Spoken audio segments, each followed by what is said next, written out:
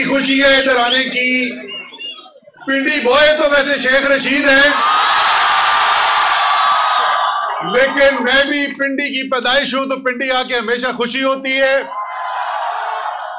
खान साहब निकल चुके हैं, रास्ते में किसी वक्त भी पहुंचने वाले हैं, और आपको पता है कि अगले चंद दिन के अंदर इमरान खान अपने मुल्क के नौजवानों को एक हकीकी तौर पर आजाद मुल्क बनाने के लिए कॉल देने के लिए तैयार हैं। नौजवानों तैयार हो? डर तो नहीं लग रहा? राना सनाउल्लाह को बोल दूं, नहीं डरते नौजवान। कोई खुफिया नंबरों से कॉलें आई तो डर तो नहीं लगेगा? इंशाअल्लाह ताला पाकिस्तान का एक ऐसा मुस्तकबिल बनने के लिए जा रहा है कि पाकिस्तान एक हकीकी तौर पर आजाद कौम होगी।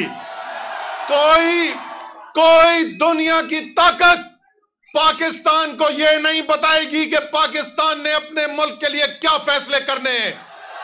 जो फैसला होगा वो पाकिस्तान के नौजवान करेंगे। वो पिंडी में होगा, इस्लामाबाद में होगा, लाहौर में होगा, पेशावर में होगा, वॉशिंगटन में नहीं होगा। इस मुल्क को बनाने के लिए मेरे माँ बाप और आपके नाना दादा उन्होंने कुर्बानियां दी हैं। आपको इंशाअल्लाह ताला वैसी कुर्बानी देने की जरूरत नहीं पड़ेगी। आपको घर से बाहर निकलना होगा जिस दिन की कॉल होगी, लेकिन उससे पहले एक काम करना है। तमाम नौजवानों को खान का पैगाम एक फ्लायर की सूरत में छपाया गया है, आज से उसकी कॉपियां दस्तयाब हो जाएंगी।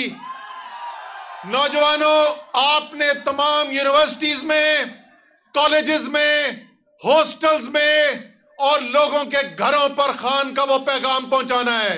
वादा है? हाथ उठाकर वादा करो, वादा है?